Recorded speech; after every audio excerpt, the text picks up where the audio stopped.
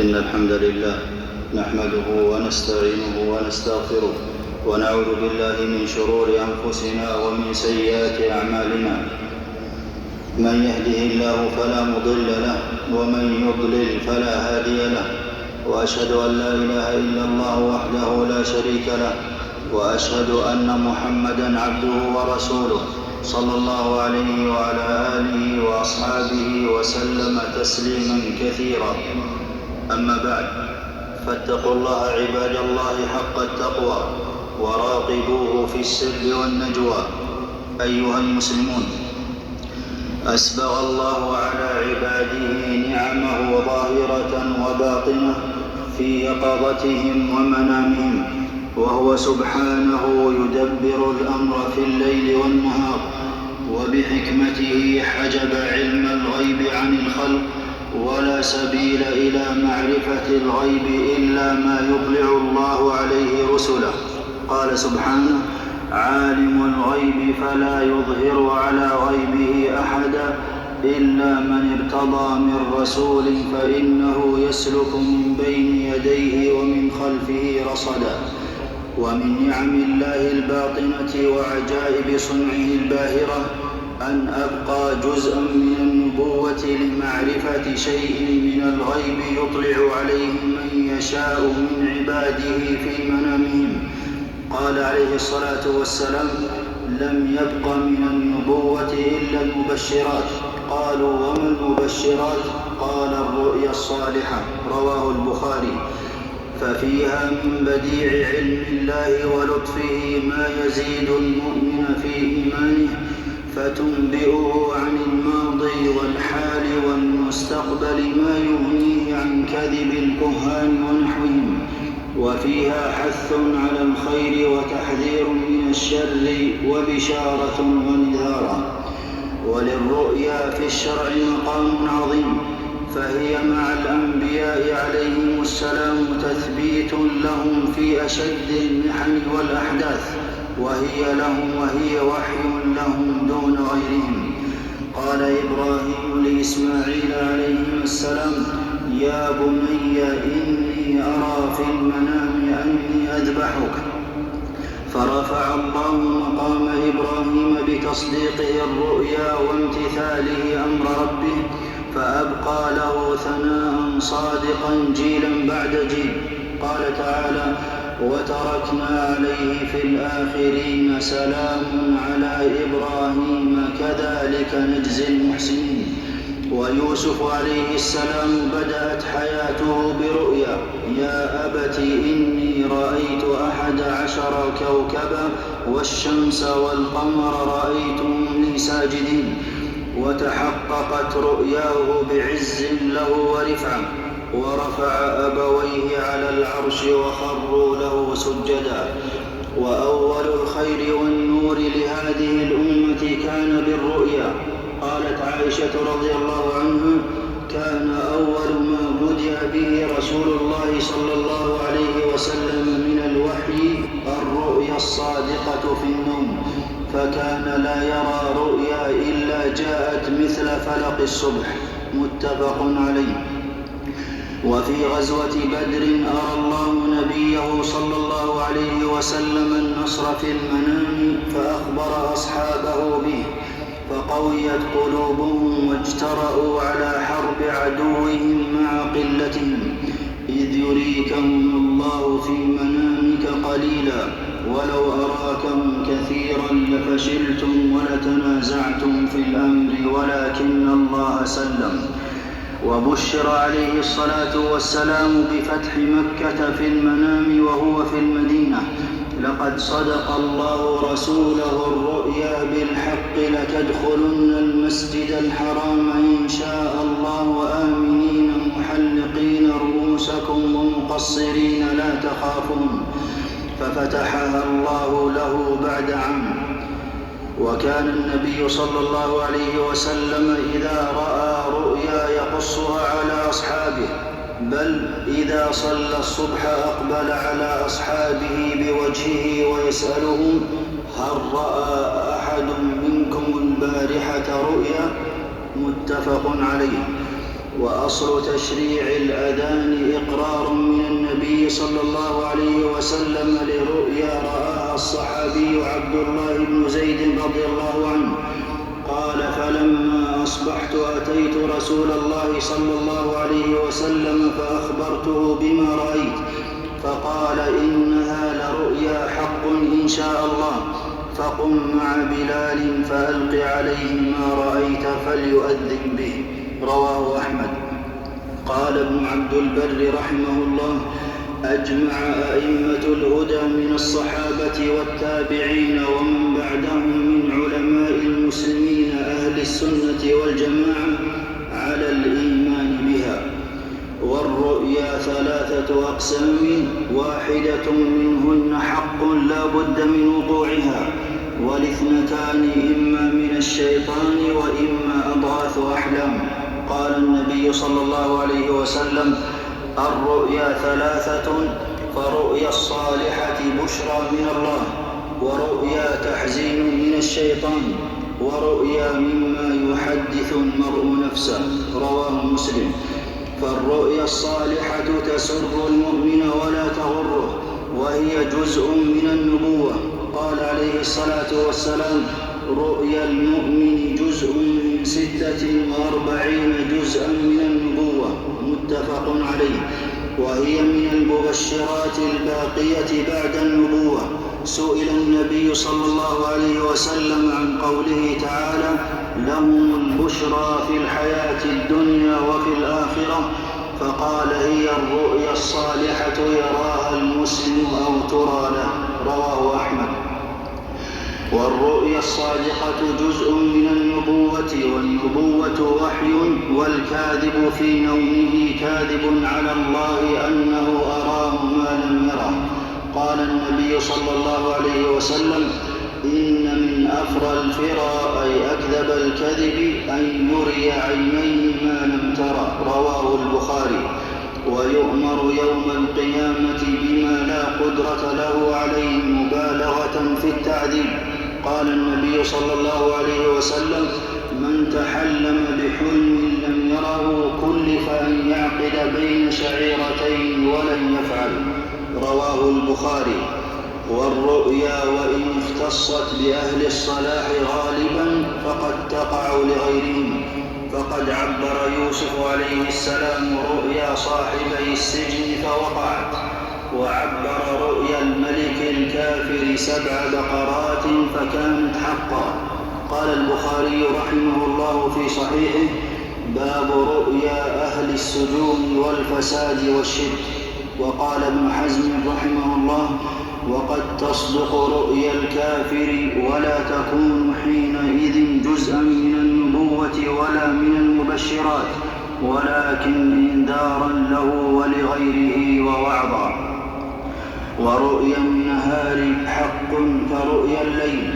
دخل النبي صلى الله عليه وسلم على أم حرام بنت ملحان رضي الله عنها فقال عندها من القيلولة في النهار، فرأى رؤيا فقصها عليها. متفق عليه. ومن رأى رؤيا يحبها استحب له أن يحمد الله عليها وأن يستبشر بها وأن يحدث بها من محب. أما الحاسد والكائد فلا يحدثهما بما رأى. قال يعقوب عليه السلام: يا بني لا تقصص رؤياك على إخوتك فيكيدوا لك كيدا. ومن رأى ما يكره يسن أن يتعوذ بالله من شرها ومن شر الشيطان، ويبصق عن يساره 3 ويتحول عن جنبه الذي كان عليه ولا يحدث بها أحدا وليقم فليصلي. قال النووي رحمه الله: وإن اقتصر على بعضها أجزأه في دفع ضررها بإذن الله تعالى كما صرحت به الأحاديث. وتأويل الرؤيا من علوم الأنبياء وأهل الإيمان، وهو علم عزيز يجمع بين الموهبة والاكتساب، ونعمة يمن الله بها على من يشاء. قال تعالى إخبارا عن يوسف عليه السلام: ولمعلمه من تأويل الأحاديث. والتعبير فتوى لا يجوز لأحد الخوض فيها بغير علم. قال يوسف عليه السلام للفتيين: قضي الأمر الذي فيه تستفتيان. وقال الملك: أفتوني في رؤياي. وقال الفتى ليوسف عليه السلام: أفتنا في 7 بقرات. وهو مبني على القياس والتمثيل واعتبار المعقول بالمحسوس. قال ابن القيم رحمه الله: أمثال القرآن كلها أصول وقواعد لعلم التعبير لمن أحسن الاستدلال بها. وكذلك من فهم القرآن فإنه يعبر به الرؤيا أحسن تعبير. وأصول التعبير الصحيحة إنما أخذت من مشكاة القرآن. ومن رغب في تعبير رؤياه فلا يعبرها إلا عند عالم بالتأويل. فليس كل من تصدر يحسن أن يعبر، ولا من اقتصر على كتب الرؤيا معبر، فلها حال مع الأشخاص والزمان والمكان. قيل لمالك رحمه الله: أيعبر الرؤيا كل أحد؟ فقال: أبي النبوة يلعب؟ ومن وهبه الله حسن التأويل فليلزم تقوى الله، وليبتعد عن الرياء وحب الشهرة، وليسأل ربه العون والسداد، وليحذر العجب فإنه سالب للنعم، وليحمد الله على هذه النعمة. قال يوسف عليه السلام شاكرا لنعمة الله: رب قد آتيتني من الملك وعلمتني من تأويل الأحاديث. والمفتي والمعبر والطبيب يطلعون من أسرار الناس وعوراتهم ما لا يطلع عليه غيرهم، فعليهم استعمال الستر فيما لا يحسن إظهاره. والرؤيا الصادقة واقعة لا محالة، سواء عبرت أم لا. فيعقوب قال ليوسف عليهما السلام: لا تقصص رؤياك، ولم يعبرها ومع هذا وقعت. والمعبر إنما يكشف حقيقة ما دلت عليه الرؤيا، وقد يصيب وقد يخطئ. قال النبي صلى الله عليه وسلم لأبي بكر رضي الله عنه بعد تعبيره لرؤيا: أصبت بعضا وأخطأت بعضا، متفق عليه. وأما زمن وقوعها فقد تقع حالا، وقد يتأخر وقوعها قليلا أو كثيرا. قال عبد الله بن شداد رحمه الله: وقعت رؤيا يوسف بعد 40 سنة، وإليها ينتهي أقصى الرؤيا. وليعلم المسلم أن ما يقضيه الله له خير، سواء في العاجل أو الآجل. وبعد أيها المسلمون، فحين بعد العهد بالنبوة وآثارها عوض الله المؤمنين بالرؤيا. قال النبي صلى الله عليه وسلم: إذا اقترب الزمان أي قرب قيام الساعة لم تكد تكذب رؤيا المؤمن، متفق عليه. وأما زمن قوة نور النبوة ففي ظهور نورها وقوته ما يغني عن الرؤيا. وأصدق الناس رؤيا أصدقهم حديثا في اليقظة. قال النبي صلى الله عليه وسلم: أصدقكم رؤيا أصدقكم حديثا، رواه مسلم.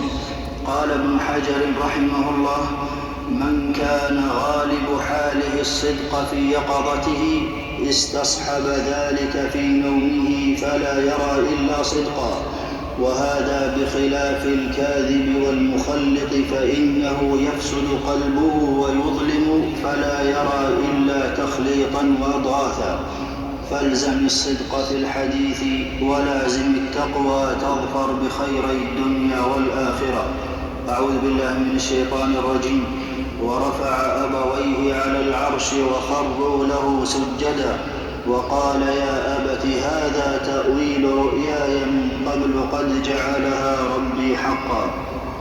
بارك الله لي ولكم في القرآن العظيم، ونفعني الله وإياكم بما فيه من الآيات والذكر الحكيم.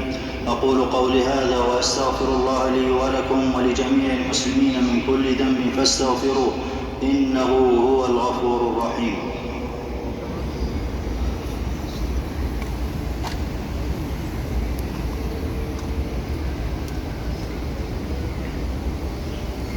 الحمد لله على إحسانه، والشكر له على توفيقه وامتنانه، وأشهد أن لا إله إلا الله وحده لا شريك له تعظيما لشأنه، وأشهد أن نبينا محمدا عبده ورسوله صلى الله عليه وعلى آله وأصحابه وسلم تسليما مزيدا. أيها المسلمون، الدين كمل بموت النبي صلى الله عليه وسلم، والرؤيا لا يثبت بها شيء من الأحكام. قال الشاطبي رحمه الله: فائدتها أي الرؤيا البشارة أو النذارة خاصة، وأما استفادة الأحكام فلا. والله حفظ نبينا محمدا صلى الله عليه وسلم من تمثل الشيطان به، فمن رآه في المنام فقد رآه حقا. قال عليه الصلاة والسلام: من رآني في المنام فقد رآني، فإن الشيطان لا يتمثل في صورتي. متفق عليه. ومن رأى النبي صلى الله عليه وسلم في المنام لا يدل على أنه خير من غيره، ومن رآه على غير صفته الواردة في السنة والسيرة أو رآه يأمره بباطل فهي أضغاث أحلام. والخير في اتباع النبي صلى الله عليه وسلم. ثم اعلموا أن الله أمركم بالصلاة والسلام على نبيه، فقال في محكم التنزيل: إن الله وملائكته يصلون على النبي يا أيها الذين آمنوا صلوا عليه وسلموا تسليما. اللهم صل وسلم وبارك على نبينا محمد، وارض اللهم عن خلفائه الراشدين الذين قضوا بالحق وبه كانوا يعدلون: أبي بكر وعمر وعثمان وعلي، وعن سائر الصحابة أجمعين، وعنا معهم بجودك وكرمك يا أكرم الأكرمين. اللهم أعز الإسلام والمسلمين، وأذل الشرك والمشركين، ودمر أعداء الدين، واجعل اللهم هذا البلد آمنا مطمئنا رخاء وسائر بلاد المسلمين. اللهم أصلح أحوال المسلمين في كل مكان يا رب العالمين. ربنا آتنا في الدنيا حسنة وفي الآخرة حسنة وقنا عذاب النار. اللهم وفق إمامنا وولي عهده لما تحب وترضى، وخذ بناصيتهما للبر والتقوى، وانفع اللهم بهما الإسلام والمسلمين يا ذا الجلال والإكرام. ووفق جميع ولاة أمور المسلمين للعمل بكتابك وتحكيم شرعك. ربنا ظلمنا أنفسنا وإن لم تغفر لنا وترحمنا لنكونن من الخاسرين. عباد الله، إن الله يأمر بالعدل والإحسان وإيتاء ذي القربى وينهى عن الفحشاء والمنكر والبغي يعظكم لعلكم تذكرون. فاذكروا الله العظيم الجليل يذكركم، واشكروه على آلائه ونعمه يزدكم، ولذكر الله أكبر والله يعلم ما تصنعون.